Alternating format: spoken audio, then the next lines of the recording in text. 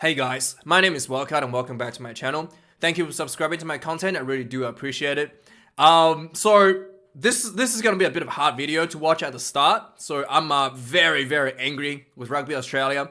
I am embarrassed to even wear the jersey. That's why you see I'm not wearing the Wallabies jersey today for this video.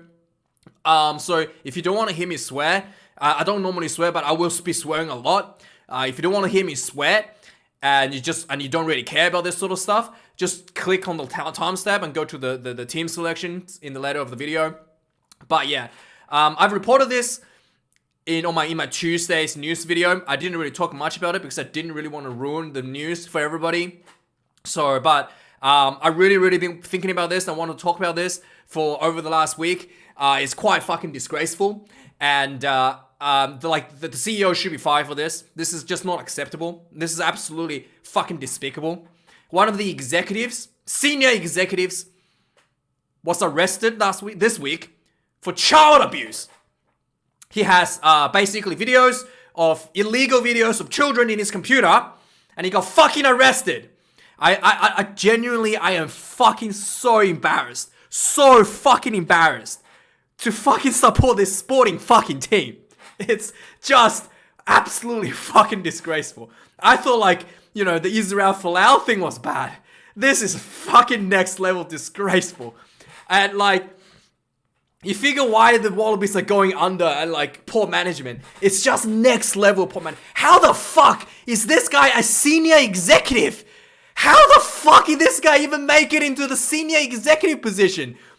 A fucking pedophile. Are you fucking kidding me? I'm just so fucking embarrassed. I honestly am. I could not believe this when I saw it in the news on Tuesday. I can't fucking believe it. It's just next fucking level. People needs to fucking get fired for this. This is not fucking acceptable. Not in my fucking world. It's just, oh my god, so fucking awful. Jesus Christ. And also you know what? I've been thinking about why the fuck is Rugby Australia keep getting themselves in these fucking positions? And you wonder why. Why is it so what's going on? Something is fundamentally wrong in the fucking business. And I can show you something right now, and you would not believe this, okay? And I need you guys to tell me if I'm talking shit and I'm wrong here, okay? So you might have noticed it's Aboriginal Nations Week, First Nations Week, okay? Australia First Nations Week, whatever, okay? So it's good stuff, okay? I really do want more Aboriginal players to play for the Wallabies because the rugby league has all these amazing players. Latrell Mitchells, Josh Adokar. I wish we have one of the two to play for the Wallabies, okay? I could only dream of having these talented players to play for the Wallabies, right? So I genuinely want more of these talents to play for the Wallabies. But could someone please tell me, if you're not an Australian, if you're from South Africa or anywhere around the world, in New Zealand, do you guys have a Maori First Nations committee in New Zealand, or a Zulu Nations committee in South Africa? Because I genuinely don't understand why a sporting team needs a committee that looks out for a specific race of people. Why do you need a committee for this? If you want to support the First Nation people, just give whatever money you are spending on this stupid fucking bitch, Sonia Stewart. Just give her salary that you're paying her to as a scholarship to First Nation kids. That's all you have to do. Why do you need to pay so many people in a fucking committee to decide how to spend more money? Someone please explain this to me. And by the way, this stupid fucking bitch, Sonia, right? She's not cheap. She's a fucking lawyer from the Law Society of New South Wales. She's not fucking cheap. She's here with big fucking money, okay? You don't think, she's gonna be sitting here for free. She's not gonna be fucking free, man. She's not gonna be fucking cheap. And also, Phil Waugh is also in this committee. Phil Waugh, honestly, this is just let's just face it. Let's just speak the truth here. This is just Rugby Australia handing money to their fucking friends, right? This is just I can't believe this is a thing. Like, the money that they're paying their friends to be sitting in this committee is more than the money. I don't know if it's more. Could just be spent on giving out sports scholarships to actual, like, Aborigines kids to play for fucking, to play in the rugby union, right? Could actually be giving us scholarships. Instead, they choose to hand out the money to their fucking lawyer friend, to run a fucking committee that, like, what the fuck do you need this committee for in a sporting team? Just fucking explain this to me. What do they fucking do? What value do they what decisions do they make that you cannot make without this fucking committee? Oh, and by the way, guys. Oh, yes, Wildkard, you overreacting. It's just the committee, man. They need to look at how to go forward, how to, to look out for Aborigines communities' special interests and go forward and how to best serve the Aboriginal community's interests. Sure, okay. Did you know there's currently more people in the Rugby Australia First Nations Committee than actual Aborigines players in the Wallabies team? Oh, that's right. Yeah, that's right. You really do care about the community. You have fewer players in the actual team from the First Nations, for Australia First Nations, the Aborigines community, than the actual committee, the members in this committee. And as far as I know, Andy Muirhead is half, and Len Ikitau is half. So they make one. They combine together one. Let's say one. Okay, let's say two. Let's just make them two. So we have two Wallabies players. And they have what? Phil Waugh. What else do they have? I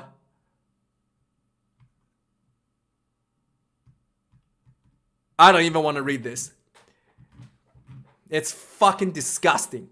It's just, maybe you know why they hired this girl to be in the committee.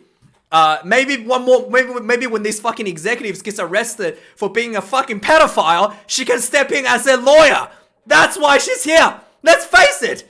That's why she's here. They should all be fucking fired. And have, you know what would be the best way to help out the Aboriginal community?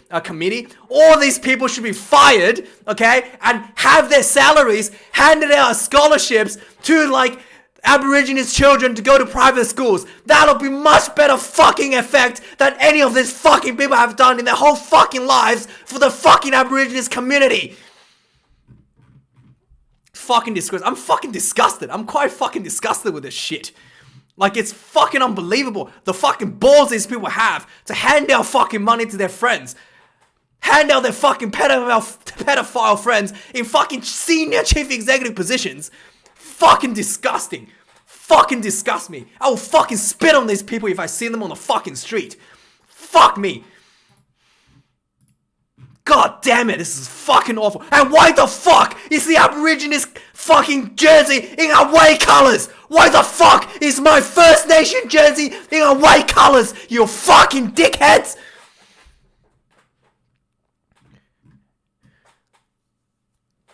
Anyway, so, let's have a look at the lineup, guys.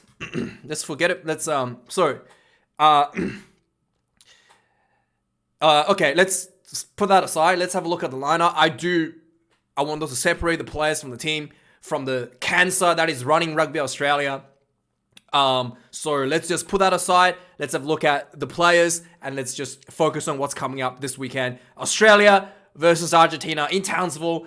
This game is played a bit later at night, so it's not going to be as hot. It still could be very humid, but at least the sun will be down when this game is played, so it's not going to be as hot as the All Blacks versus South Africa game. But this could still be a little bit of heat late as the sun goes down. And I don't think it's going to be nearly as bad, but it's let's just, we should be okay. So Argentina, for the first time this year, has fielded the exact starting 15 as they did last week with 2 changes on the bench. But the starting team has been exactly the same as they did from last week playing the All Blacks. And they did pretty well against the All Blacks, especially in the second half. They were pretty much in the offensive the whole game, most of the second half. Albeit that the All Blacks defense was too good for them to actually make any meaningful challenge to beat the All Blacks. But they were really on the front foot, including a really beautiful crossfield kick try to Boffelli. And it was pretty impressive. And also considering the fact that Argentina is playing a new number 10 in the form of Santiago Carreras, it's pretty impressive how they held up against the All Blacks with their star, what's his name, Nicolas Sanchez, not available to play due to injury. So very impressive stuff. And they could potentially put Wallabies into a little bit of trouble if Wallabies decides to play the way they did against the All Blacks a few weeks ago. You know, if everyone starts to miss their tackles, Argentina could potentially pull up an upset here. So this will be like a test for the Wallabies to see if they can keep the consistency, to see if the players have the, you know, mentality to be consistent every week. Whether, you know, this is where, you know, a lot of the character that really shows for a player, right? Anyway, in the front row, we have from the Wallabies, James Slipper, number 1, Flau Faenga, number 2, and Tanela Tupou. A superhuman performance last week, 77 minutes, and just up against the best scrummagers in the world. Fresh scrummagers off the bench in the second half, held to his own. Tupou, really impressive, with a really good ball running. Even my dad saw him in the news. My dad was like, whoa, that guy looked good. He called me and he was like, who is this guy? Like, the guy that helped set up a try. And I was like, that's Tupou, Dad. And he was like, whoa, he looked really impressive. And just so you know how much my dad cares about rugby, okay? My dad knows only one player in the world. One player in the world by name, okay? Let me know in the comments if you think who that is. If you guess who that is, who my dad knows as the only player in the world, only rugby player in the world, you let me know, okay? In the comments, if you get it right, if anybody get it right, I will give you $1,000, okay? Actually, no, I can't give you $1,000 because I don't have $1,000, but I'll give you a shout out, maybe. I'll give you a shout out. You won't get it. He only knows one player. So for my dad to take note of Tupou, that was quite impressive. So for Argentina, Facundo Gigena in the loose forward position, Julian Montoya, the captain, in the hooker, and Santiago Medrano in number 3 tight head position. The Argentina scrum has been okay against the All Blacks in the first half, but second half they really did fall apart a bit when the reserves came on. So we shall see how that goes for the Argentinians. In the second row position, this is where Argentina's experience comes in, and this may be a place where Argentina have a little bit edge over the Wallabies. So Isaac Rota, after another good performance last week, come in at 28 test caps, up against Matias Alemano at 66 caps for Argentina. Matt Phillip, only 17 caps, whilst very good. He has improved a lot since the French series. Like, he's really reduced his missed tackle count. He's really worked hard on his scrummaging, his line out, his his discipline. Still has a bit of discipline issues, but Matt Phillip is definitely improving. He's up as Thomas Lavanini, 56 test caps. Again, very experienced scrimmages for the Argentinians. Might be a little bit of edge here for Argentina. We'll just see how that plays out in the lineouts. In the loose forwards, Robert Leota at number 6. Michael Hooper, the captain, the best number 7 in the world. Again, I do really have to put my hats off for him. I've criticized him a lot in the past about not having the heart and not really, like, seems to be out of it a lot in some of the games.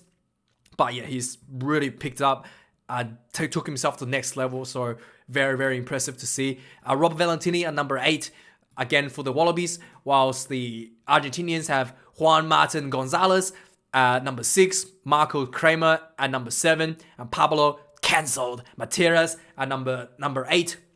So Materas has played loose forwards in the past few weeks as well, which he played number 6 in the few weeks ago, but he's played last week, played number 8. Seems to be working out quite well for Argentina.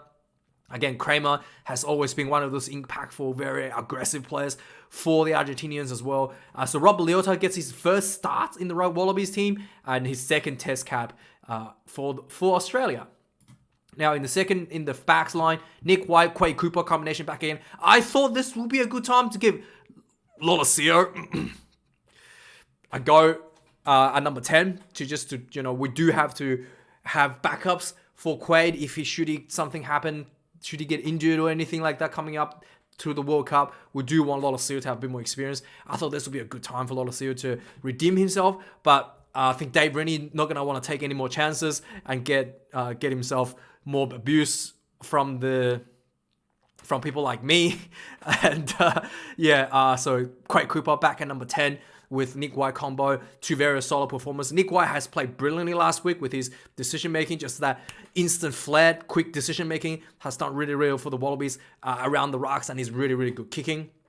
Gonzalez Butrano comes in at number 9, and Santiago Carreras, after playing a full game of number 10 last week, he really showed that he has that flair of number 10. So he did really well last week for his second game. The commentators will tell you that, hey, Carreras has never played 10 before. No, he has. He actually played number 10 against the All Blacks last year in the second test, so where they got flogged. So it's not his first time at number 10, but it's his, I think it was the first time he started at number 10. So yeah, obviously the commentators don't watch rugby. Anyway, so Carreras, this will be the third time he played number 10. We shall see how he fares against Quade Cooper. And also the difference between, we shall see how he goes. I think the big problem for him is Samuel Karevi, who will be running at the 10 channel a lot. His defense will be really, really tested against the Wallabies. And this will be a very, very difficult test for him. Marika Cornbetty at number 11, scored 2 tries last week. Finally, not denied again and again and again. So Marika Cornbetty, very, very impressive performance. Good hard running, good hard tackling. Incredibly, just really, again, he went from just being aggressive and chaotic to really tone down that chaotic part and kept that aggression in a controlled manner, and which is really, really, really good to see. And he's really improved quite a lot. So Cornbetty, finally deserving of the hype and praises from the commentators. I think where the praises from the commentators in a few weeks before was a little bit premature, I thought, but he really do deserve some of the praises that he's getting now. Emiliano Bofelli scored all the points for the Argentina last week. He kicked all the penalties as well, 100% from the sideline from 40 meters out. So he seems to be a pretty good kicker, and he's a winger as well. He's received a crossfield kick from Carreras. We caught on the fly, which was really beautiful, and ran in for a try against the All Blacks. He can't really say much better than that. So Bofelli, he's probably going to he will be kicking again this week, following his performance, pretty good performance last week. At number 12 position, Samuel Karevi and Len Ikitau has been a really good combo last week. Len Ikitau finally found himself some space, was set up by his teammates to score 2 tries last week. Len Ikitau seemed to be before last week, Len Ikitau almost never ran the ball. Whenever he gets the ball, Len Ikitau, he's in a position to kick it. So usually Len Ikitau does all the kicking. But last week he was finally set up. Maybe there was some training being done in positions where he was able to score tries, and he sure did. 2 tries last week. Gotta be pretty happy with that, boy. And in center combination for the Pumas, Santiago Chocobares at number 12, and Luciano Cinti Luna at number 13. Both pretty young players for Argentina, fresh campaigners, sort of for Argentina this year. In the last 2 players, Andrew Callaway on the blindside wing. Once again, probably the best winger for Australia. Last week, he almost got a try, I think. But yeah, just a little bit short. But overall, Andrew Callaway is still very, very good. It's good to see that we have a few options to score tries now for the Wallabies. He's up against Santiago Cordero with 39 test caps at number 14 spot. Rhys Hodge comes in at number 15. After a very, very good performance last week. Once again, he came off the bench after Tom Banks got injured in the first half, and he just really took the field, owned that number 15 spot. He played really, really good last week, much better than the week before where he almost kicked the game away. But 51st test last week, much better for Rhys Hodge, and I think his performance really, truly deserved the number 15 jersey. And he's up against Juan Cruz Malia for the Argentinians. He also done pretty well. So normally Santiago Carreras was at number 15, but recently they've put in Malia in number 15. as kind of like a trial, and Malia has done really well. So Carreras, the normal 15, then got pushed to number 11, and then he was injured or something. He wasn't playing. He actually got missed the match, and then when Sanchez got injured, Carreras stepped in as a starting number 10. Yeah, so that's kind of a bit of a story for the Argentinian backline. So for the reserves, we have Feleki Kaitu'u comes in at number 16 for the hooker position. Again, 2 wins, two games for the Wallabies, 2 wins against the Springboks. Can't really get a better debut than that, to be honest. Angus Bell at number 17. I think there was a guy that debuted against the All Blacks and he had like undefeated streak against the All Blacks for a couple times, maybe for Ireland. But yeah, I mean, two games against the world champions. Can't really complain. Angus Bell, probably the best loose head prop for Wallabies. 2 tight head wins against the Springboks in the first game. Very, very impressive. Tom Robinson came on the field last week on the 70 with like 2.5 minutes to go. Really didn't see much, but yeah, I mean, he's just there to make sure that Tupou doesn't get injured last week. But I think this week he might come on maybe 20 minutes, 30 minutes to go. Depends on how things are turning out. So he's definitely going to get a bit more time this week. And these guys are up against Santiago Sochino at number 16, Rodrigo Martinez at number 17, and Enrique Piereto at number 18. So these guys really struggled a bit in the second half against the All Black front rowers. So this is going to be a really tough week for these guys as well. So Angus Bell is very, very difficult, like experienced scrummager. If, these guys haven't been practicing, Angus Bell will do a number and get a few penalties there. Darcy Swain, coming back from injury last week, again gets on the bench spot at number 19. He's up against Guido Petty Pagazidabel. I'm pretty sure people just call him Guido Betty. Anyway, a more experienced second rower will coming on for a bit of impact for the second half. P. Samu, once again, one of the most impressive impact players for the Wallabies, setting up tries for both games against the Springboks. So P. Samu, man, you are doing on fire this week.